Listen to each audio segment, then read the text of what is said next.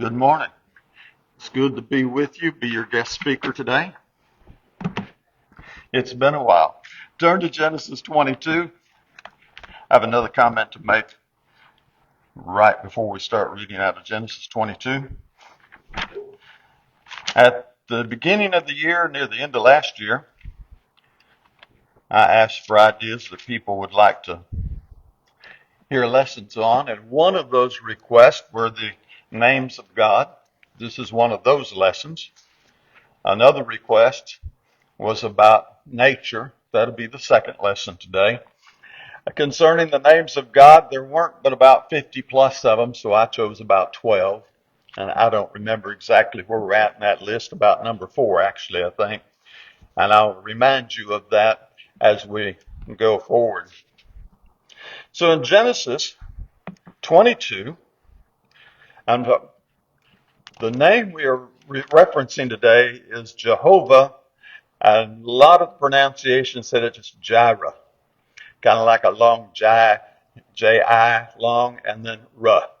Now, you'll find different pronunciations. That's just the way things work here in the South, but that's the one I'm going to attempt to go with. And I'm going to weave that into the reading a little bit when we get down to I believe that's verse 8. Now, it came about after these things that God tested Abraham and said to Abraham, and he said, "Here I am." He said, "Take now your son, your only son, whom you love, Isaac, and go to the land of Moriah and offer him there as a burnt offering on one of the mountains of which I will tell you." So Abraham rose early in the morning, saddled his donkey, and took 2 of his young men with him, and Isaac his son. And he split wood for the burnt offering. He rose, and he went to the place which God had told him. On the 3rd day, Abraham raised his eyes, and he saw the place from a distance. Abraham said to his young men, "Stay here with the donkey, and I and the lad will go over there, and we will worship and return to you." Abraham took the wood, of the burnt offering, laid it on Isaac his son, and he took in his hand the fire and the knife. So the 2 of them walked together. Isaac spoke unto Abraham his father and said, "My father." And he said, "Here I am, my son." And he said, "Behold the fire and the wood, but where's the lamb for the offering?" Abraham said, "God will provide for himself the lamb for the burnt offering, my son." And the 2 of them walked on. Now there in verse 8, God will provide. That is Jehovah Jireh. And if you'll just drop down to verse 14 for a moment, Abraham called the name of that place, "The Lord will provide," Jehovah Jireh, as is said to this day, "In the mount that the Lord, it will be provided." So what we're going to talk about is learning to trust God and His provisions. And one of the things that we do, I guess just by being the nature of flesh and limited to 5 abilities, is that we tend to worry about our provisions. We worry about the money. How far is our money going to last? Will we have enough money for things going forward? What about our health? And I can tell you a secret about your health. You're going to lose it. I don't know when you're going to lose it, but I know you're going to lose it. Your future, it's going to unfold. I can't tell you how. Your family, well, you know how things go, and a lot of those are unexpected. And so we need to trust God, but that trust is tough because we don't know the answers ahead of time. It'd be hard enough if we knew the answer ahead of time. What if God said to you, back when you were 16, now just think for a moment, if you're 16, you're 21, you're 25, and God said, "Here's what's going to happen in the next 40 years of your life," and He gave you a calendar for it. Now, I know some of the things that happen in your life, and they are tough, very serious things. What I'm asking you is, would it taken the edge off? Would it have been okay? Would it have been totally smooth if you had been given a calendar when you were 20 years old? I don't think so either. I think the things we faced would have been just as painful and heartbreaking had we known they were coming as they were, because obviously we did not know they were coming. So what Genesis 22 does is it takes us up the mountain. And this is the mountain of learning to trust God when you don't know what's ahead. You really don't know. And the fact of the matter is, you really do not know. And then you have Isaac, who was the son of promise. So you remember Abraham and Sarah, they wanted a kid, they wanted a kid, they wanted a kid. And finally, when he's like 100 years old, he gets a child. And now God says, "I want you to kill the child that I promised you was going to be your heir, from which your descendants would be as the stars in heaven. They would be innumerable." Now there is no logic in that. How do you make sense of that? God, you promised me a kid and you said my heirs would be like the stars of the heaven, and now you're going to tell me to kill that kid. And Abraham rose early the next morning. You notice it didn't say, God said, Abraham, take your son to this mountain, do such and such. And Abraham debated for 6 months. It says in verse 3, Abraham rose early the next morning. And I don't know if there's any significance to it or not, but I find it interesting they traveled 3 days. I'll let you make the connections if you didn't get it. And I find it interesting that he laid the wood upon his son. I'll let you make that connection too. And so he's got to be wrestling with this, and he finally decides very quickly, and kind of like one of our speakers said about Daniel, Shadrach, Meshach, and Abednego, their faith had been formed a long time before the event ever happened. He said, Jehovah Jireh, God's going to take care of it. I don't know what he's going to do. I don't know how he's going to do it, but God will provide. And we know that God did just that. So what we're asking ourselves as not just a historical lesson here, and one of the most difficult passages in the Bible, because people go, how in the world can you ask a person to do what God asked Abraham to do? And I hesitate to teach on this passage because back in my youth, when I worked at the funeral home, we had a local, there's no nice way to say it, person with mental issues who killed his children because he felt like God had called him to do that. And then you look at passages like this, you go, we need to preach about this. There's good stuff here, but you don't want somebody who's on the edge to do something foolish thinking they have a call from God. So let me make this very clear. God doesn't do this now. If you think God is calling you to take out a family member, you go to the hospital and you say, I am a threat to myself and others. I need help. And then they are obligated to help you with that. So with that little aside, can we trust God before you know the outcome? You've got so many years before us, and I don't know how many years you have before us. We tend to think, well, I have 70 to 80 years because that's Psalms 90:10, and that's a good guesstimate. But then we know people who get way past 80 and past 90. And people who are making it to 100 now are becoming more and more common. How long do you have left? I don't know. What's going to happen in the years you have left? I don't have a clue. I know you plan, you set your sail, and then life does what life does. So the mountain teaches us trust. And faith is learned in the hard places.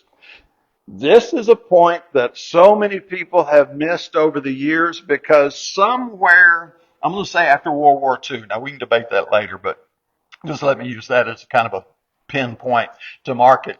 Somewhere after World War II and the greatest generation, we decided as a culture that ease and entertainment and recreation and comfort was a priority. And if it's not comfortable and it's not fun and I'm not having a good time with it, then something's got to be wrong. But our faith is learned in the hard places. God intentionally, deliberately put Abraham right in the middle of that spot. He said, let's go back and look at it. I believe that was verse 1.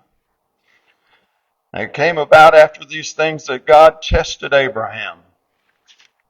Ow. How many of you like tests?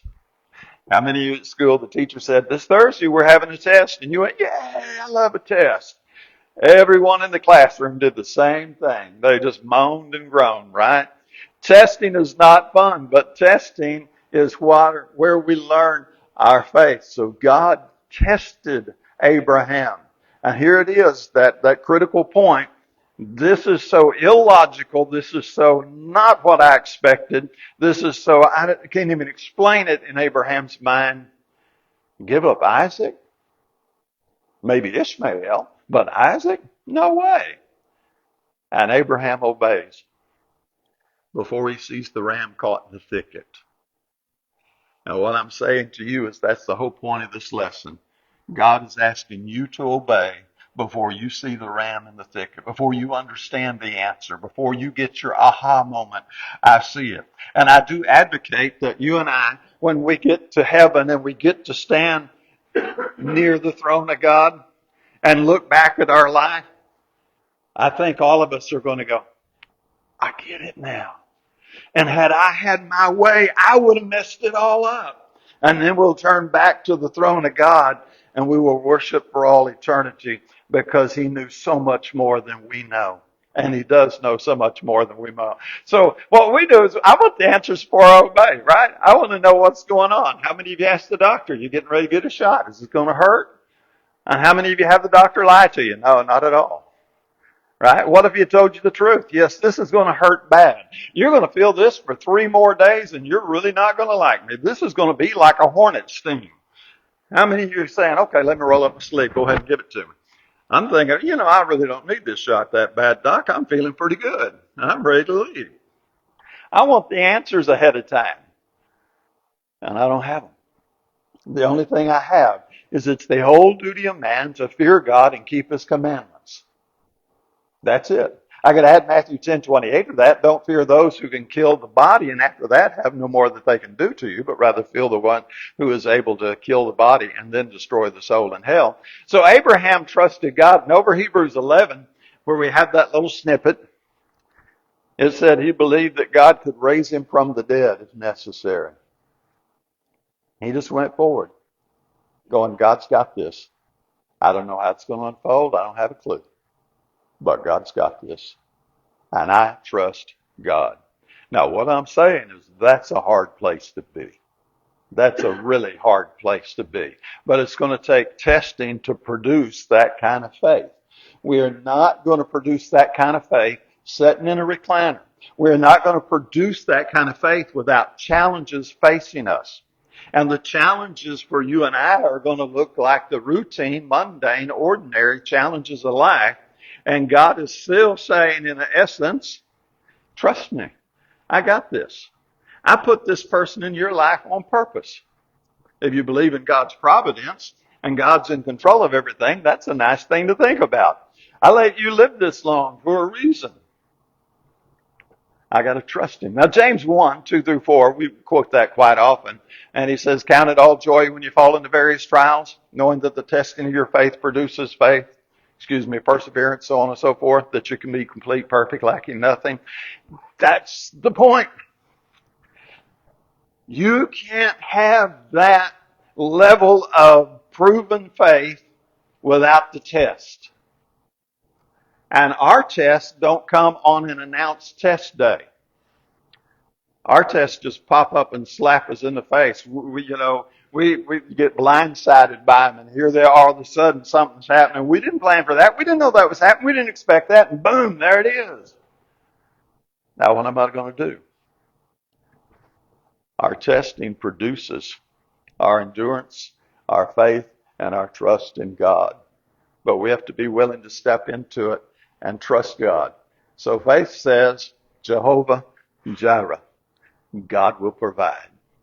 I don't know where this is going, but God's going to take care of it.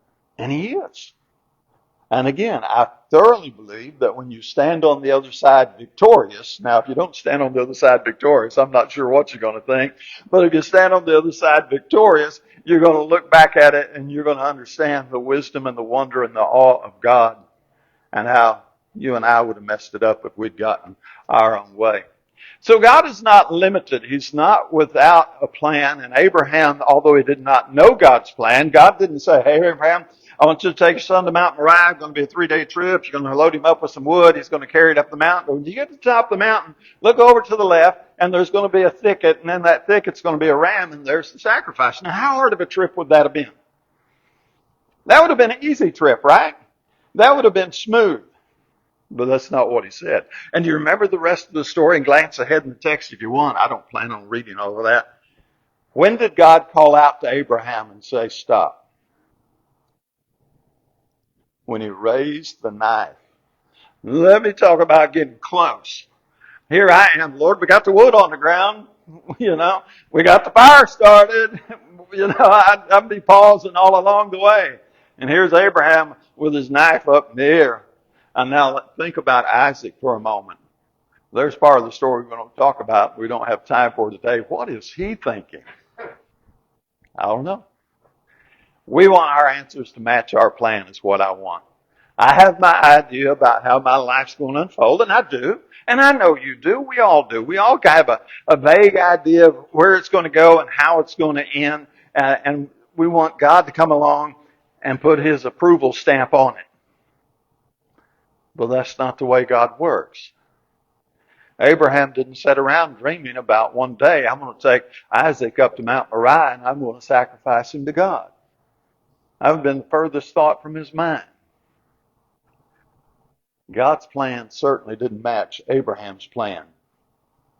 But God's plan certainly tested his faith. So God didn't ask his permission. Abraham, I'd like to give you a test. No, God gave him a test. And he was going to get that test. Now, it was his choice whether he passed it or failed it. That was on him. But the test is coming. And for you and I, let me try to make the test a little better than something as dramatic as this. You're going to grow old. Now, Madeline's looking up here going, you've already grown old. What are you talking about? And I'm proud to have grown old, right? I think it's kind of neat. I tell young people all the time, I'm getting old, but it's still a lot of fun. I'm having more fun now than I had in my 20s and 30s. Now, I'm a little slower about it, but there's less stress about it. But you're going to get old. Now, what are you going to do about that? God didn't ask your permission.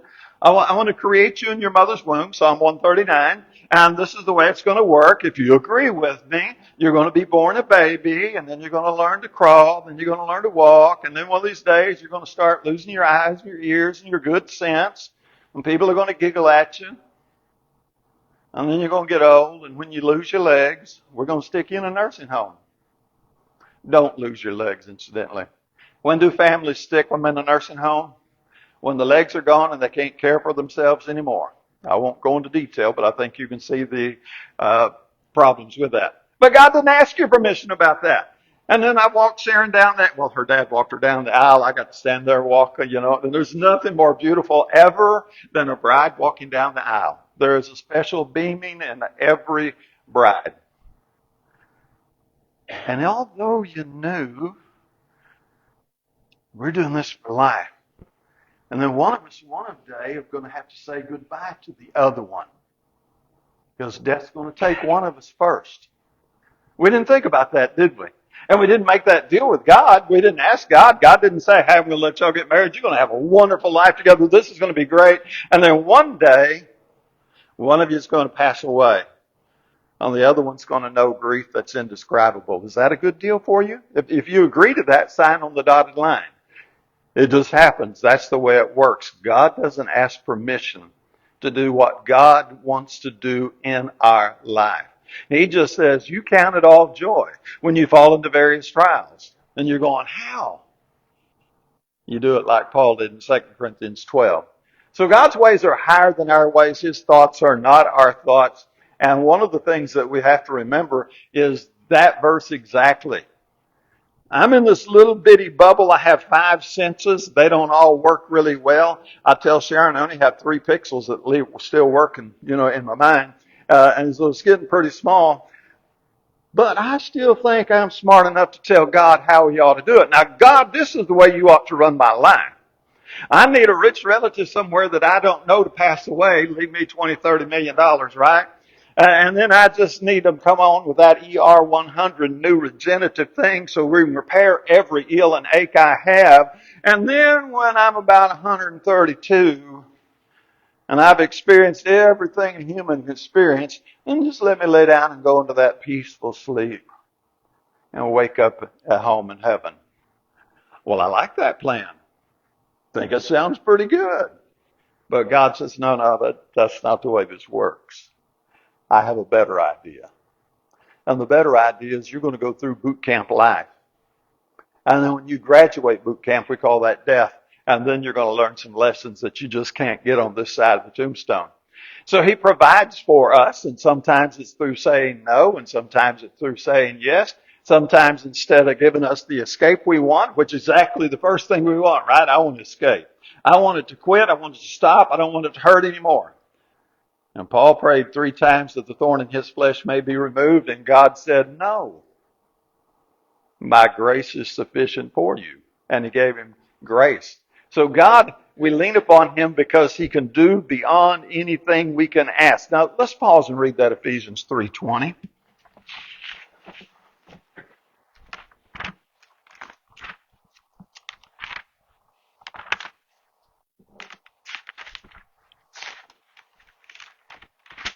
Ephesians 3 and verse 20.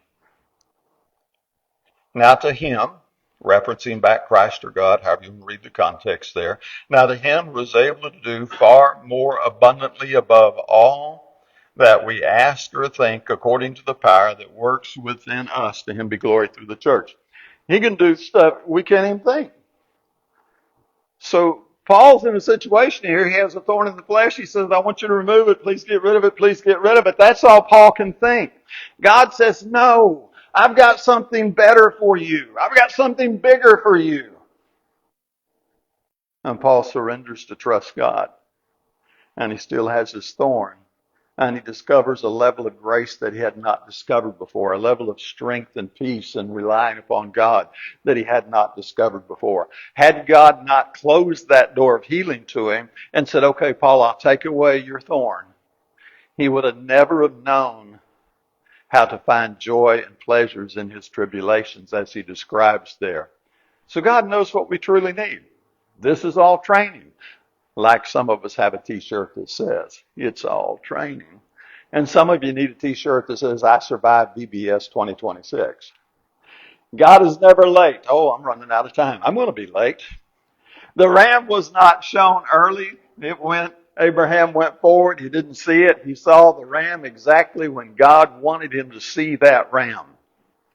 You will see and understand your answers when God's ready for you to see them. Now, I think good Bible study might give you a little advantage there, but there's some things you just got to live life through. A 20-year-old cannot understand life at the level of a 60-year-old. Why? Because they lack 40 years of experience. And I will say a 60-year-old can't understand the life that an 80-year-old understands. Why? Because they still lack 20 years of experience. But you're going to get those answers along the way, and I trust they'll come at the right time, and that we want God's answers impatiently, but God knows exactly what we need. So knowing ahead is not the measure of our trust. God is a present help. We're out of time, but if you read Psalms 46, 1 through 3, he'd talk about the storms, and yet God's there. Christ came in the fullness of time. You ever wonder why it was 2,000 years ago Christ came? Why wasn't it 3,000? I'm Adam and Eve. I just got kicked out of the garden. Why can't it be, okay, again, I'm Adam and Eve. I just got kicked out of the garden. I've been out of the garden for a week. Why can't Christ come that week and make everything better? Why did it take 4,000 years before Christ could come? Because God knows exactly what he's doing. He knows the timing, and it was the fullness of time, as Galatians 4:4 says. We find our aha moments in the fullness of time. So our tomorrow belongs to God. Don't worry about it. He knows what you need. He's got it figured out. And your worry is not going to prevent anything. But there's a little sophistry here that says, I know I worry works because 90% of the stuff I worry about never happens. I would ask you to try not worrying about it and see if it still happens. Oh, I can't do that. Today does have enough trouble of its own, and that's exactly what the Bible says. So God gives us what we need, not what we want. And that's one of the big challenges. But he gives grace. Let me ask it this way. What if God took care of every single problem you have this side of the tombstone, starting right now? God just came down and said, I'm getting ready to make your life just this wonderful paradise on earth. But you lose your salvation. There's no heaven when you die. Oh, that's no fun, is it? I don't want a perfect 70, 80, 90 years and then an eternity of torment. I'd rather have boot camp now and graduation into heaven on the other side. So God's going to give me a light, and I think just enough light for the next step, and then the next step. But he doesn't give me a spotlight that shows me 3 miles down the road. Now that shouldn't puzzle us. We drove all over the place on our vacation, and some of it was in the dark, and we turned on the lights. And our lights show us about, 200 yards down the road. And just seeing that little short distance in front of you, you can travel 1,000+ miles. Isn't that amazing? If that's true driving cross country, I believe I can drive across life that way. Just show me the next step. Show me the next step. And I'll do one step at a time. Because as we sing, one step at a time, dear Savior, I cannot take any more. That's true. So we trust that tomorrow belongs to God. He's got it. My job is just to be faithful right now. Let me work this one in a little too quick. Then we have the symbolism here, or the foreshadowing. God provided a substitute for Abraham or Isaac, however you want to look at that. And I think the ram points far beyond just Isaac's not being executed. I think, of course, it points to Christ. The greatest provision we have is in Christ. Jesus is the Lamb, as John the Baptist said there in John 1:29, behold, the Lamb that takes away the sin of the world. And that is our deepest problem. My deepest problem is not my financial future. It is not my failing health. It is not that my friends are starting to die more and more. We were talking before the lesson. It was just like, it seems like every week I turn around and somebody's passed away. And it does seem that way. Why? Because it is that way. And I don't mean this disrespectful, but we're old. That's the way it works. But that's not our deepest problem. Sin is our deepest problem. And so the cross shows us the heart of God as we try to remember at the Lord's table. We should stand amazed in the presence of what He did for us because we're redeemed by His blood. So Abraham found the ram, foreshadows us finding the lamb. Our concluding side. So we have Jehovah Jireh. And this teaches us to trust God. He knows what's coming. You make your plans. You be responsible. You try to nudge the boat of your life in the right direction. But don't be shocked when things don't go in the direction you want it to go. God's provisions are not here to make your life easy and smooth and all comfortable and wonderful. In fact, I would argue, since we have James 1:2-4, count it all joy when you fall into various trials, that while we need a little relief here and there, the purpose of life is training. The purpose of life is to learn to trust God. And learning to trust God at the level Abraham did or Paul did does not come from sitting in a recliner, sipping iced tea and watching Monday Night Football. Now, it's okay to watch Monday Night Football if that's even still a thing, but that's not where the training comes from. That's just a break. So we trust that God sees what we can't see, and our faith just keeps walking forward, trusting God. And we don't expect to see the answer before we complete the test. Tough, but that's the way it works. God will provide. But anxiety is going to steal everything you got. Don't go down that line. That does you no good. And the greatest provision, of course, is Christ. And the faithful heart just keeps trusting that. So the Lord who provided the ram has provided the lamb, and He can be trusted with your tomorrow. Simple question. Who else are you going to trust with tomorrow?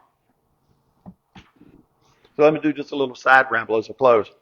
One of the arguments in favor of AI is that when AI is the smartest intelligence in the room, that's the answer you're going to want.